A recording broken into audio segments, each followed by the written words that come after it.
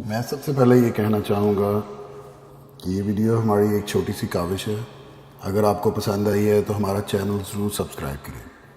ہم فیس بک اور ٹویٹر پر بھی ہیں، ان کے لنکس ڈسکرپشن میں ہیں۔ اچھی بات کسی کو بتانا صدقہ جاریہ ہوتا ہے۔ آپ بھی اس ویڈیو کو شیئر کریں، ہو سکتا ہے آپ کے توسط سے کسی مجبور بہن بھائی کا بھلا ہو جائے اور تا قیامت آپ کو اس کا اجر ملتا رہے۔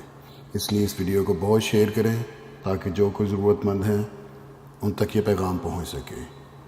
اور دوستو، اس ویڈیو کو سبسکرائب کرنے کے لیے یہ آپ سبسکرائب پہ کلک کریں گے اور اس کے بعد بیل کے آئیکن پہ کلک کر کے ہمارے چینل کو سبسکرائب کر سکتے ہیں۔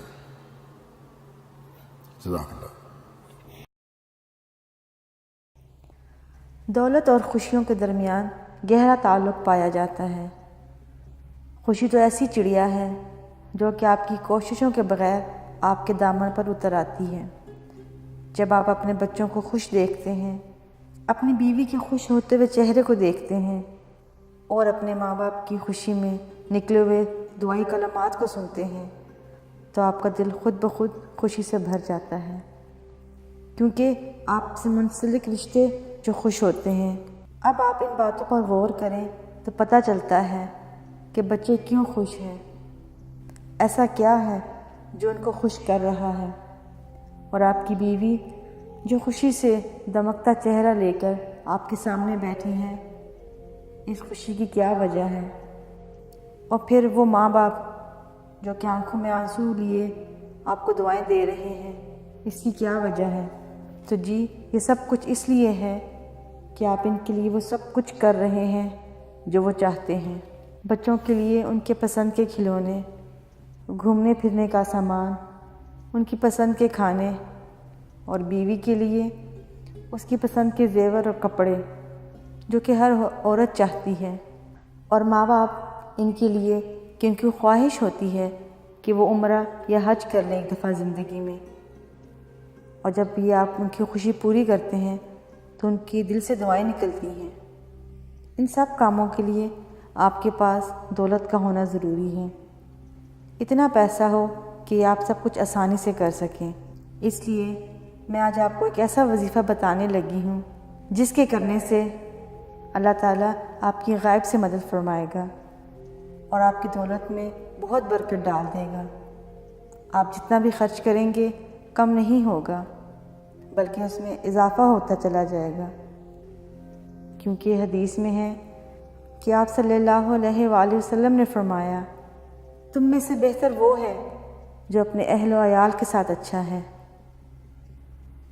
تو آپ نے کرنا یہ ہے کہ روزانہ فجر کی نماز کے بعد المقیت الغنی المقیت الغنی کا ورد 485 مرتبہ کرنا ہے، اول و آخر 11 بار درود ابراہیمی کے ساتھ، اور پھر دعا ایسے کرنی ہے جیسے کہ آپ اللہ تعالیٰ کے سامنے کھڑے ہیں اور وہ آپ کی فریاد سن رہا ہے، پورے دھیان و توجہ سے۔ اور نمازوں میں باقاعدگی رکھنی ہے، کوئی نماز بھی قضا نہیں کرنی، اور وقت پر کوشش کریں کہ ادا کریں، اور اپنے اللہ تعالیٰ سے ہی مانگیں جو کہ سب کچھ عطا کرنے والا ہے۔ کیونکہ ہمارے معاشرے میں تو ایک عام سی بات ہو گئی ہے کہ یہاں امیر تر ہے اور غریب تر۔ اس کی کیا وجہ ہے؟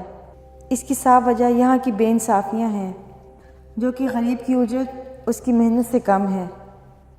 ایک مزدور جو سارا دن دھوپ میں مزدوری کرتا ہے اور اس کے بدلے صرف اتنا ہی کما سکتا ہے کہ بس 2 وقت کی روٹی ہی پوری کر سکیں، کیا وہ کچھ اور سوچ سکتا ہے؟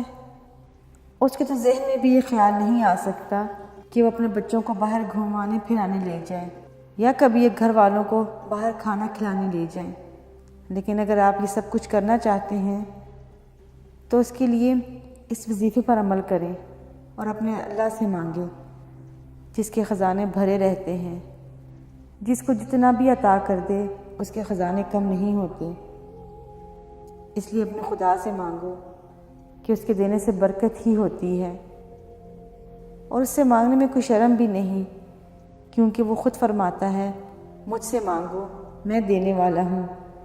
اس لیے اپنے اللہ سے مانگیں اللہ ہم سب کی دعائیں قبول فرمائے، آمین۔